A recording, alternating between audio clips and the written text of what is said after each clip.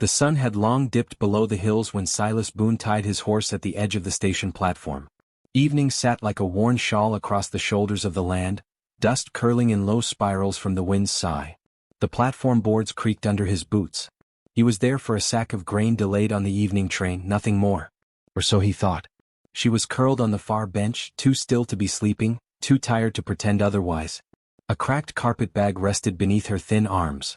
Her shoes were muddy and too small, her shawl threadbare. Her face was turned just enough to show the bruising under one eye, not fresh but not yet faded. She looked, he thought, like a woman who had nowhere left to be. Like a candle that had burned too long in the dark. The station master passed without a glance, muttering about late freight and the storm brewing to the north. Silas watched her for a moment longer, his calloused fingers curling at his sides. He wasn't a man who took in strays or meddled where he wasn't asked. But something about the way her body curled in on itself, as though she feared even the wind might strike her, stirred a feeling he hadn't felt in years. "You got someone coming for you?" he asked, voice low as if too much sound might break her. She flinched. Looked up with eyes the color of riverbed stone. Mute. Not dumb, just too tired for words. He nodded once, slow. "You're coming with me." She didn't argue. Didn't thank him. She just stood, legs trembling, and followed him into the night. He didn't ask her name. She didn't offer it. Not that night, not the next. He made up the guest cot in the corner of the main room, left stew on the stove, water on the table. In the morning, the bowl was empty, the water gone, the cot wrinkled from a restless sleep. He left for the fields before sunrise, said nothing. When he returned, she was sweeping the porch. Days passed. Her silence became familiar, like the hush after a storm when the earth still listens. He learned the rhythm of her presence, how she folded towels with reverence, how she lingered at the fence line where the horses grazed, how she always kept her back to the windows after sunset. The bruises faded. Her voice did not return.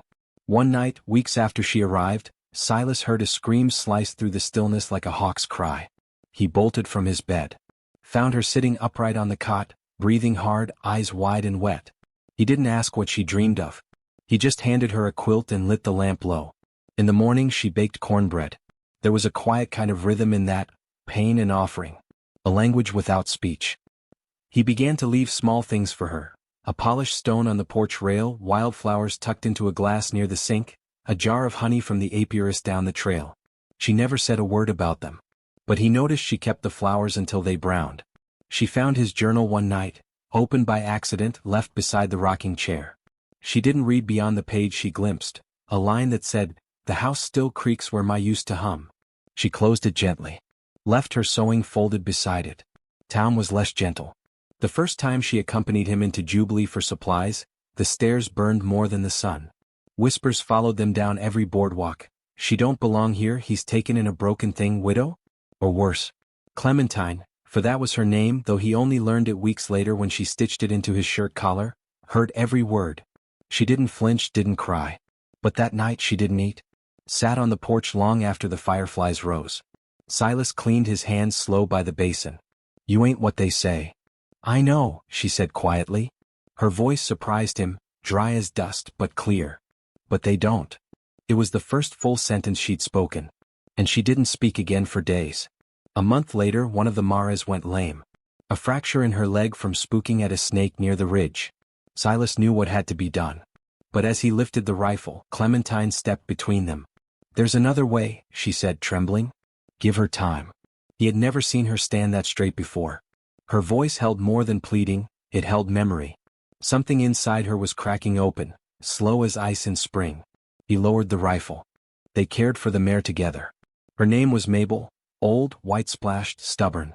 Clementine sang to her in soft notes while changing her bandages. Songs without words. Silas just watched, and wondered who she had once been before the silence. Mabel healed. Clementine did too, but slower. One day she reached for his hand without thinking. Just brushed his fingers while passing a pail. She froze when she realized what she'd done, eyes wide, waiting for shame or scorn. But Silas just smiled. Warm, simple. That was all. They didn't speak of it. As autumn came, the town held its harvest gathering, bonfires, fiddlers, cinnamon in the air. Silas didn't usually go. But this year Clementine asked if he would. "I'd like to hear the music," she said. "But only if you want to." He did. For her he would have walked through fire. She wore a faded blue dress. The same shawl now mended. Her hair was braided down her back.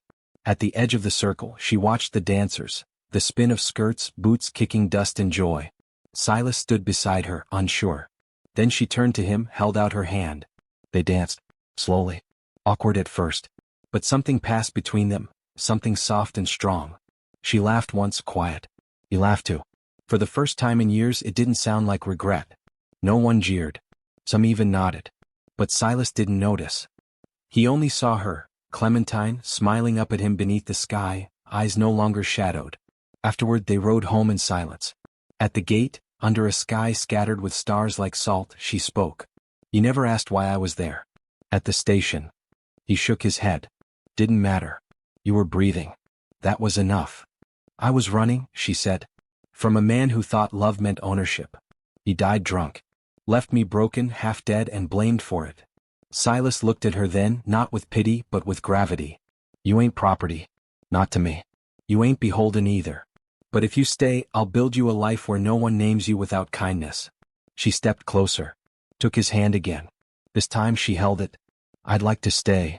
That night they sat on the porch together until the moon climbed high. Said nothing. But something final passed between them, a choice made not with ceremony but with quiet certainty. He never proposed. She never needed him to. In time the town softened. Her name became hers again. Clementine Boone. Not just Silas's wife, but a woman known for her strong stitching, her songs, her way with horses. Years passed. The ranch grew. So did their silences, not out of fear but comfort. On his final page Silas would one day write, "It was never thunder that changed my life. It was the quiet of her voice returning. It was the way she said yes, without needing to say it. And how the wind that night told no one but the stars." So if ever you find yourself near Jubilee, near the station where the wind curls dust across forgotten planks, remember this. Sometimes the soul doesn't find home in noise or fire or grand rescue. Sometimes it finds it in a saddle beside another. In the hush of healing. In the hand that doesn't let go.